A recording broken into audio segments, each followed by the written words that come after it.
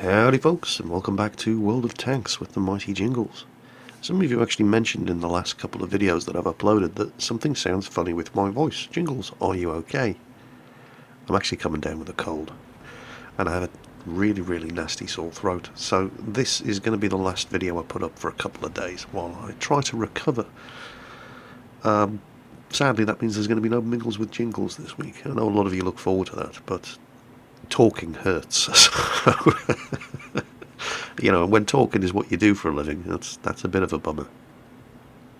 So, since this is the last video I'm putting up for a couple of days while my throat recovers, I better make it a good one. This is Jamholder, and he's driving the 88 British Tier 6 tank destroyer on the Windstorm map. The British tank destroyers are a funny breed of machines. They're very different than most other nations' tank destroyers, and they generally, they don't tend to have those big knockout guns that you get on the Russians and to some degree the Americans, for example. Machines like the SU-100, the SU-100Y, the mighty box tank, things like that. Instead, they have to whittle you down over time, and so they tend to have, well, the gun selection on the 88 is interesting. It's basically got a choice of two top Tier 7 guns. One of them is the gun from the Comet, and the other one is the gun from the TOG. So you've got a choice of a gun that goes on a Tier 6 heavy tank, a premium Tier 6 heavy tank, the 17-pounder, or the 77mm QF gun that goes on the Tier 7 medium tank, the Comet. Now you may be thinking, oh, well, that's no contest. I'll get the gun that goes on the Tier 7. Yeah, but it's a gun that goes on a Tier 7 medium. And while a lot of the Tier 7 mediums are good tanks, most of them have pretty mediocre guns. Oh, a quick word here about what Jamholder's doing. This is ideal positioning for the 88. He's able to still point his gun down that road, but he's managed to cover up the commander's hatch on the top and the machine gun port at the front on the right-hand side of the hull, which are the two major weaknesses, certainly from the front of the 88. So he's basically presenting mostly nothing but 203mm of armour and this rapid-firing 17-pounder gun to anything coming down that road. He's got a platoon mate there in another 88 with the, oh, it looks like he's using the howitzer. Oh dear. But anyway, back to the guns. The 77mm quick-firing gun actually has less penetration and does less average damage than the 17-pounder. Its only advantage is a better rate of fire. It fires around 15 rounds per minute, which is good. But the 17-pounder gun also fires at over 13 rounds per minute and has significantly better penetration and 10 more average damage, so most people tend to go for the 17-pounder, and judging by the muzzle brake, that looks like that's what Jamholder's done here. Unfortunately, that 17-pounder gun is not the only thing that the 88 shares with the TOG, it's also bloody slow. And while our two 88s here have made it into the centre of town and held the centre of town like a pair of bosses, unfortunately nobody was there to fight them. Most of their team had been slaughtered up on the northern end of the map, and the enemy team are now pushing around into the cap. So having just arrived in the centre of town, they now have to turn around and go back the way they came, with having almost nothing to shoot at when they got here. So one of the problems, and it's not confined to the 88 or the TOG 2, people that drive the T28, the T28 prototype, the T95, any kind of big, slow machine will know this is one of the risks that you take when you play heavily armoured machines with really good guns and very low speed.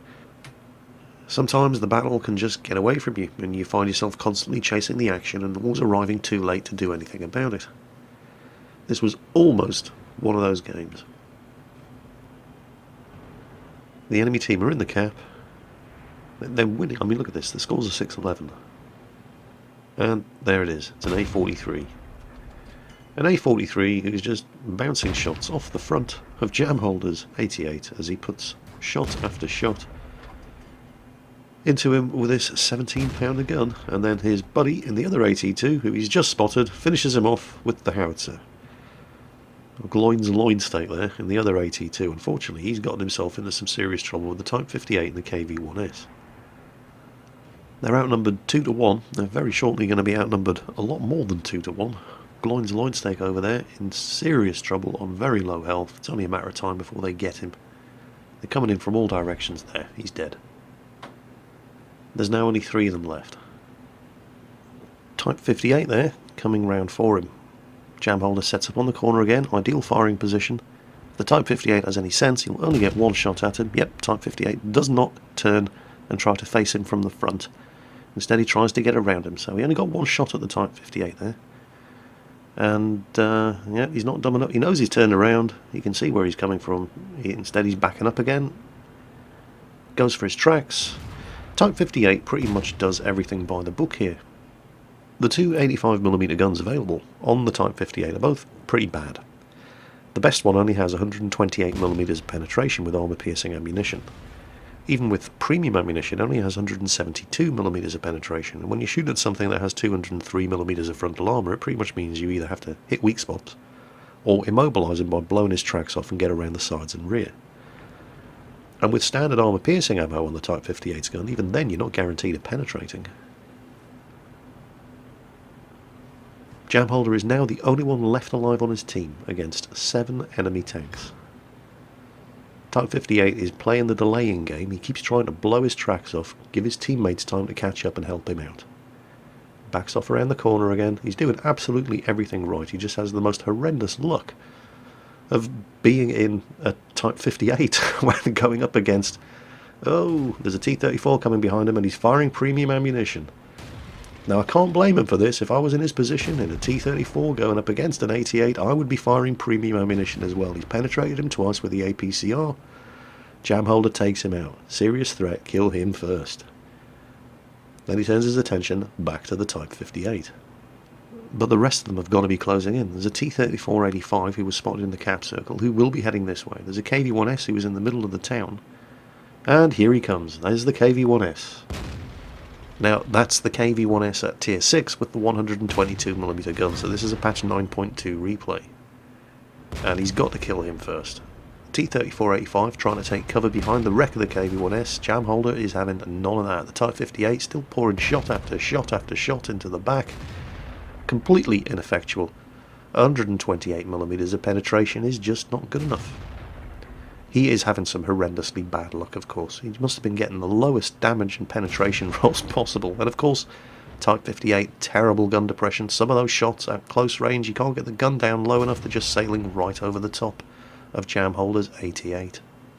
But then suddenly, a wild Bishop artillery appears down the road and lands a big old high explosive hit on him. Jamholder's got to kill this guy. It's going to take more than 2 shots as well. He's probably going to get hit again. Yep, he did. Oh, it's going to be close. He's got him. Now he just has to kill the Type 58. And now he really does just have to kill the Type 58 because the Covenanter is going to be no threat and the Cheeto is AFK. The rest of this match is pretty much just a big anticlimax after that fight. I mean, the Covenanter's no threat whatsoever. The Cheeto's AFK. That Type 58, though, you have to feel some kind of sympathy for that Type 58 driver. He really didn't do a lot wrong. He didn't try to get into a blazing gun battle with an 88 from the front. He kept trying to get around him. He avoided his fire as much as he possibly could. He took shots at where he actually stood a chance of doing some damage, aimed for weakened spots, aimed for his tracks, tried to immobilise him, keep him pinned in place, give his team time to catch up and back him up, and his team did eventually arrive, and of course all died one by one, leaving him alone once again with the 88. There's the Covenanter. Yeah, Covenanter is never, ever going to do any damage to an 88 from any kind of range. He's got him, and now it's just an AFK Cheeto. And a very, very pissed off enemy T-34 driver, apparently. His jimmies were severely rustled. He managed to contain his anger up until around about this point before he started raging in chat. And according to XVM, he was he had certainly the best stats of anybody on either team. Easily the best player in the game. And here it comes. There you go. He's raging. Shock news just in. Being good at World of Tanks doesn't make you a nice person. Now here's Bob with the sports. So this game's over at this point, and now it's just a question of how many different awards Jam Holder can walk away with at the end of this game. I mean, Radley Walters, Top Gun, Kolobanov's medal, obviously, Steel Wall as well, possibly Spartan. He did take a couple of hits when he had less than 100 health left. But there are also a couple of other medals that, if he's devious enough, he can arrange to have. Let's skip to the end of the battle, and I'll show you the sort of thing I'm talking about. He's a sneaky little bugger. And this right here is exactly the sort of thing I'm talking about. He has plenty of ammunition. He's just sitting in the cap circle waiting until he also has an invader medal before he puts the final shot into the AFK Cheeto.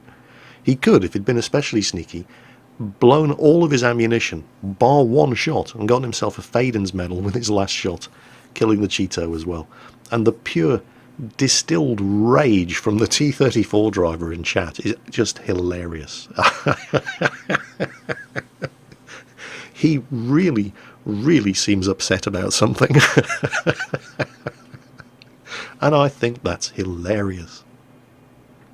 The enemy bishop driver sees the funny side. And he's been a good sport about it. He's congratulated Jam Holder on his win, and he's having a good laugh at what he's doing right now. But the T-34 driver? Oh no. Oh no, he's taking it very personally. So, skip ahead to the end rather than making you watch the whole thing, where the T-34 driver is wishing death by cancer on Jam Holder and his whole family. Jam Holder is winning the game, and also beating the T-34 at life. And I think that's fantastic. So, results, yeah, pretty much as expected. Ace Tanker, 60,000 credits, 5,000 XP, Spartan, Radley Walters, High Caliber, Top Gun, organised himself a sneaky little invader medal there to go with the Steel Wall and the Kolobanov's medal. And loved the invader at the end, just casually sitting there, waiting for the cap counter to run up before he finished off the AFK Cheeto. If for no other reason than it sent that arsehole in the T-34 into an absolute embolism of rage. And I can think of no better reason for doing anything in World of Tanks than to piss off arseholes like him. So, Jam Holder, great game, well played, lucky game, and he acknowledges that himself, but entertaining to watch. Thank you for sending it in. Now, I'm going to go and curl up under a blanket with a nice hot lemon drink or something, and I'll be back in a couple of days when my throat has recovered. In the meantime, take care, have fun, and I'll catch you next time.